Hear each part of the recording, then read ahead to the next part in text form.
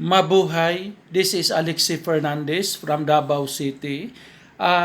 It's 11 o'clock in the evening. Wala pa alas 12.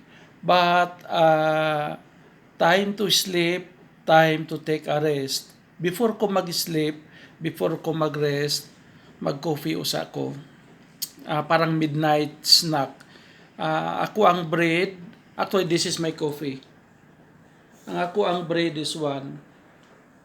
Ensaymada ubi in Spanish.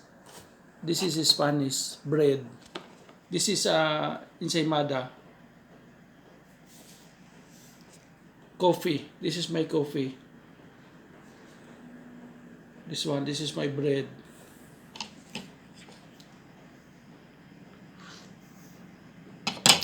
Happy weekends to everyone. Happy weekends to all my friends.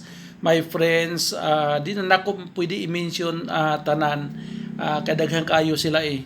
My friends in Davao City, my friends in Panabo City, Carmen, Homeland, Farm 2, Farm 3, Tagum City, daghan, Davao de Oro, daghan kayo in North Cotabato, in South Cotabato. Hello there. God bless everyone. Continue to like my video clip and continue to share. This is Alexi.